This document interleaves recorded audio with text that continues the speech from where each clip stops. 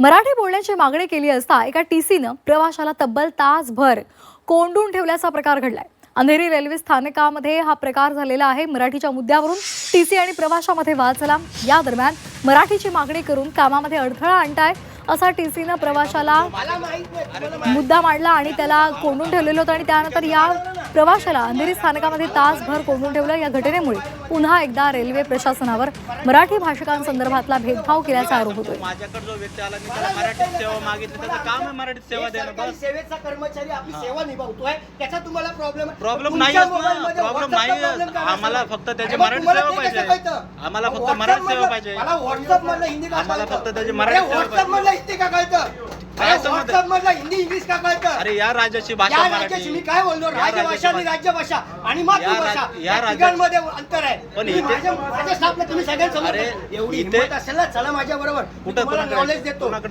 चला उठा, चला जाऊ। क्रिएटिंग न्यूज चला जाऊ आपण। काम रोकते इनका भाषा का मैं पूरा कर देता हूं। तुमच्या आम्ही तुम्हाला मराठीत भाषा तुम्ही या सेवेसाठी दिली तुमच्याशी बोलायला। चला। आणि या संदर्भात अधिक माहितीसाठी आपण जाणार आहोत स्वप्नील जाधव आमच्या प्रतिनिधी यांच्याकडे। स्वप्नील, हा संपूर्ण व्हिडिओ पाहिलेला आहे आपण। हिंदी बोला, मराठी बोला असं त्या प्रवाशानं आग्रह धरला, मात्र त्यानंतर तिथला जो एक टीसी होता तो मराठीमध्ये त्या व्यक्तीशी भांडत होता। मला वाटतं कदाचित तो दुसरा एक टीसी असावा ज्याला मराठी येत नाही, त्याच्या वतीनं ती खरी तर वकिली सुरू होती असं म्हटलं तरी वावगं ठरणार नाही। काय नेमका हा प्रकार घडलेला होता आणि या संदर्भात काय नेमकं स्पष्टीकरण रेल्वे प्रशासनानं अद्याप तरी दिलं आहे का?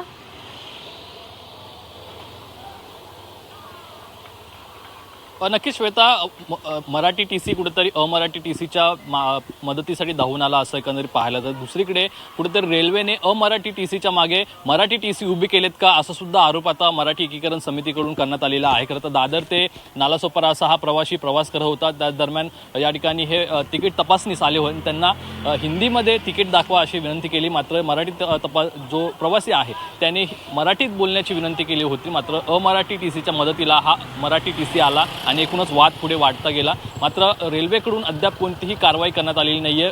प्रवाशाला 2 तास खरं तर अंधेरी स्थानकात डांबून ठेवले असल्याचा आरोप हा मराठी एकीकरण समितीने केलेला आहे। मात्र मराठी एकीकरण समितीने रेल्वेला निवेदन सुद्धा दिलेलं आहे आणि 219 BNS अंतर्गत या मराठी टीसीवरती कारवाई करण्यात यावी, त्यांची तक्रार घेण्यात यावी अशा प्रकारची मागणी केलेली आहे। आज दिवसभरामध्ये यामध्ये मराठी एकीकरण समिती नक्कीच पाठपुरावा करणार आहे। आज कालच्या दिवसामध्ये मराठी टीसीवरती खरं तर गुन्हा दाखल केलेला नव्हती किंवा कोणतीही तक्रार घेण्यात आलेली नाहीये, मात्र आश्वासन हे एकीकडे मराठी एकीकरण समितीला देण्यात आलेलं आहे। त्यामुळे आजच्या दिवसभरामध्ये यामध्ये आता तक्रार घेतली जाते का हे पाहणं महत्त्वाचं आहे। मात्र दिवसेंदिवस अशा प्रकारचे वाद हे रेल्वेमध्ये विशेषतः आपल्याला वाढताना पाहायला मिळतात। यापूर्वी अमराठी टीसी विरुद्ध मराठी प्रवासी असा आपल्याला वाद पाहायला मिळाला होता, मात्र आता अमराठी टीसींच्या मदतीला मराठी टीसी धावून येत असल्यामुळे हा रेल्वेचा नवीन फंडा आहे का, रेल्वेकडून नवीन अशा प्रकारे योजना आखण्यात आली आहे का, अशा प्रकारे चर्चा सुरू झालेली आहे आणि मराठी एकीकरण समितीने थेट आरोप हा रेल्वेवरती केलेला आहे। त्यामुळे रेल्वेकडून आज नक्की काय स्पष्टीकरण दिलं जातं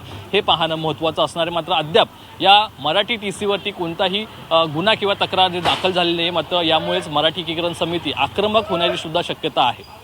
अगदी हा संपूर्ण व्हिडिओ समोर आल्यानंतर तो आता तपासाचा भाग आहे। मात्र जर एखाद्या प्रवाशानं जर विनंती केलेली आहे की तुम्ही मराठीमध्ये बोला, तर मराठी येत नसेल तर ते चांगल्या भाषेमध्ये सांगू शकतात की मला मराठी येत नाही, मी मराठी शिकण्याचा प्रयत्न करेन, पण असं न करता उलट मगरुरीची भाषा वापरली जाते आणि त्या मदतीला दुसरा मराठी टीसी धावून येतो, हे आणखी अन्यायकारक आहे। आणि खरं तर या संदर्भात आता येत्या काही काळामध्ये राजकीय नेत्यांकडून सुद्धा काय प्रतिक्रिया येतात हेही पाहणं महत्त्वाचं आहे। धन्यवाद दिलेल्या माहितीसाठी।